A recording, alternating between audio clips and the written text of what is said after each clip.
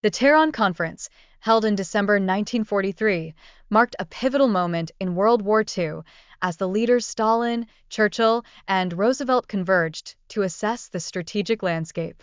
Their consensus on the necessity for a Western invasion was not merely a tactical decision, it was a cornerstone of the Allied strategy aimed at dismantling Nazi Germany's hold in Europe. This agreement signified the coordinated effort required to unify their military resources against a common adversary. In response to the looming threat of an Allied invasion, German defenses were spearheaded by the formidable Field Marshal Rommel, who orchestrated the construction of the Atlantic Wall. This extensive array of fortifications was not just a series of bunkers and barriers, it represented a strategic mindset focused on repelling any incursion along the coastline. The depth of this preparation underscores the high stakes involved, as both the Allies and Axis powers recognized that control over these coastal territories could dictate the course of the war. With the approval of the Tehran Conference in place, planning for Operation Overlord commenced in earnest in January 1944 under the astute command of General Eisenhower. This operation was not merely another military campaign, it was crucial in establishing a second front against the Axis powers in Europe, fundamentally altering the trajectory of the war. Eisenhower's leadership was imperative, as he adeptly navigated the complexities of a massive multinational endeavor that required meticulous coordination and strategy. Integral to the success of the D-Day invasion was the innovative use of floating docks and caissons, which allowed for the efficient unloading of troops and resources at the beachheads.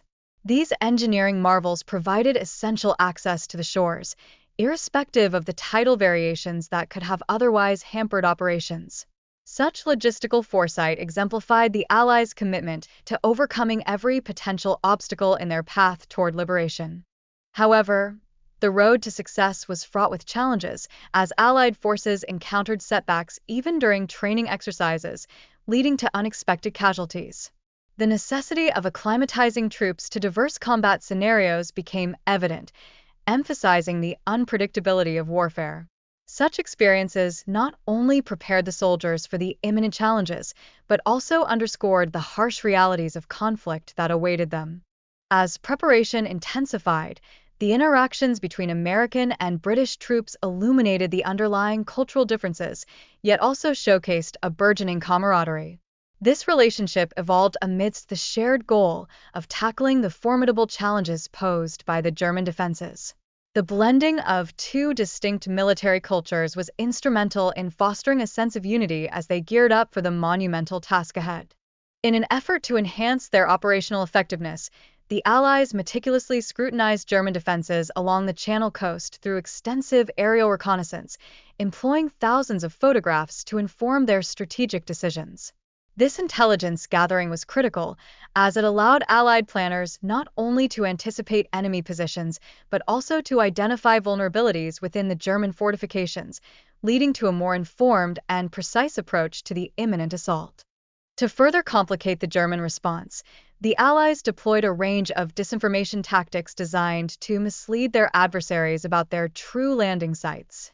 This encompassed the creation of fake airfields and deceptive troop movements, effectively diverting enemy focus and resources away from the Normandy coast. Such strategic deception was not merely an ancillary tactic, it was essential for ensuring the success of the Normandy invasion.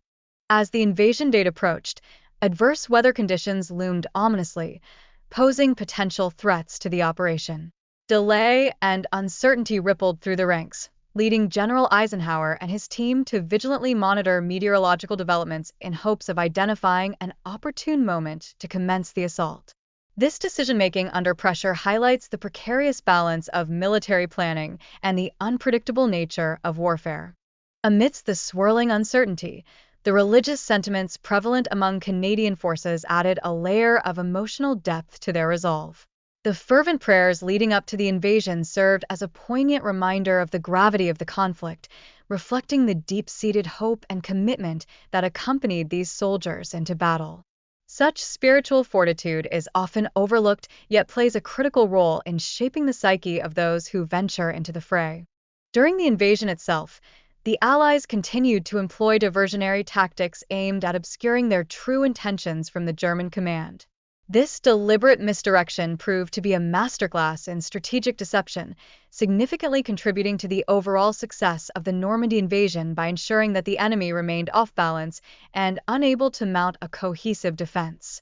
Eisenhower's leadership style, characterized by an emphasis on direct engagement with his troops, proved instrumental in fostering morale just prior to the battle.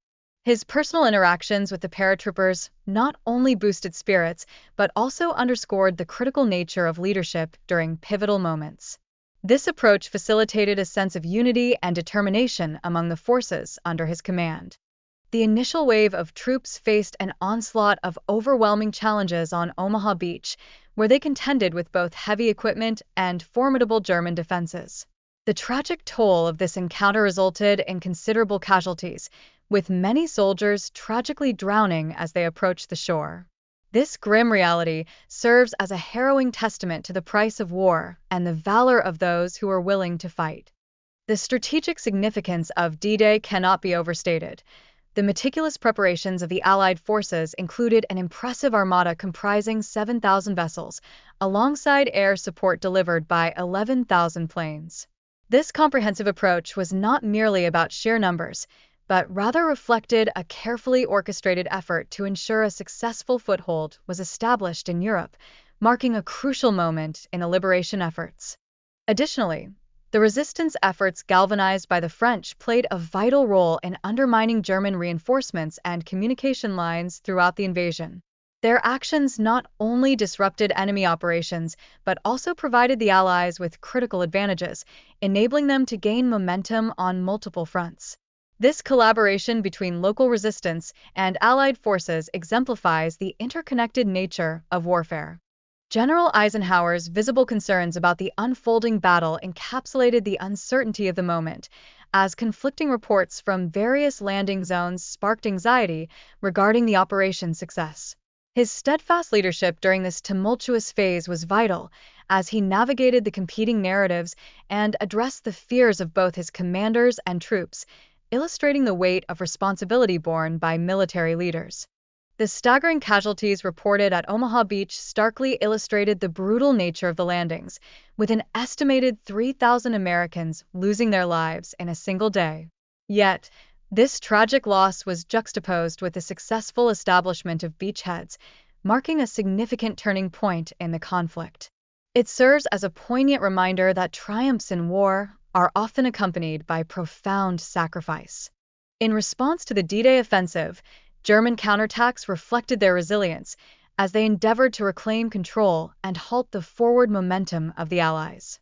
This determined resistance resulted in significant delays for British and Canadian forces, who battled to capture key strategic locations. Such dynamics highlight the ebb and flow of warfare, where advances can be met with fierce opposition. Moreover, the storm that struck Normandy added another layer of complexity, disrupting supply lines for 4 crucial days and inflicting damage on infrastructure while grounding numerous ships.